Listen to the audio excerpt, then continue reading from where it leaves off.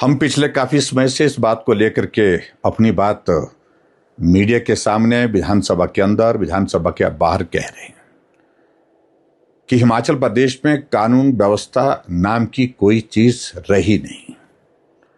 जो घटनाएं उन प्रदेशों में घटित होती थी, उन स्थानों पर घटित होती थी जहां क्राइम रेट बहुत ऊंचा होता था, गैंगवार होते थे, कम्युनिटी कॉन्फ्लिक्ट्स होते थे।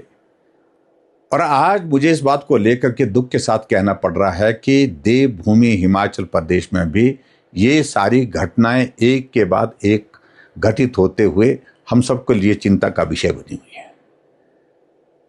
होली वाले दिन बिलासपुर में पूर्व विधायक बंबर ठाकुर के घर में जाकर के वहां गोलियां चलना और पूर्व विधायक उसमें घायल होना, उनका पीएसओ का घायल होना, ये स्वाभाविक रूप से हम सब के लिए चिंता का विषय है।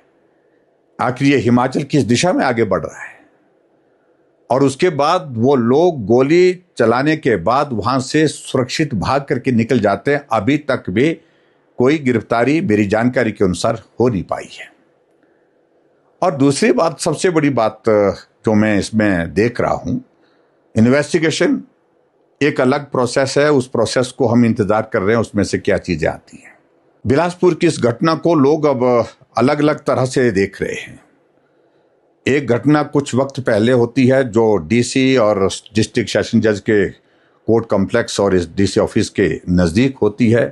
दिन दहाड़े गोली चलती है और उस गोली कांड में जो लोग गिरफ्तार हुए हैं वो कहीं से लाए गए थे, दूसरे प्रदेश से लाए गए थे और उनके लाने के पीछे ये चर्चा का विषय बना है कि उन्हीं लोगों का हाथ है जहां अब ये घटना दोबारा हुई है। और ऐसी सूरत में मुझे तो ये लग रहा है कि ये एक तरह का गैंग वॉर की तरह दिख रहा है। प्रदेश सरकार इसमें इन्वेस्टिगेशन करे, जांच करे और जो दोषी है उनके खिलाफ कार्रवाई करे। अच्छी खबर हमारे लिए कम से कम यह है कि पूरा विधायक सुरक्षित है, उनका पीएसओ भी सुरक्षित है।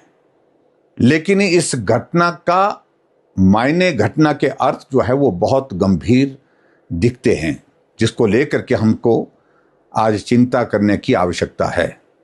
आखिरकार ये प्रदेश किस दिशा में बढ़ रहा है और कानून व्यवस्था की स्थिति क्या है, प्रदेश सरकार इन सारी चीज़ों को गंभीरता से क्यों नहीं लेती है, ये हम सब के लिए चिंता का विषय है। और मैं प्रदेश सरकार से आग्रह करूंगा कि गिरफ्तारियां जल्दी हो और जो दोषी हैं उनके खिलाफ कानूनी कार्रवाई हो और कानूनी कार्रवाई भी इस तरह से हो ताकि इस तरह की घटना करने की, घटना को अंजाम देने की दूसरे की किसी की जरूरत, किसी की हिम्मत ना हो सके।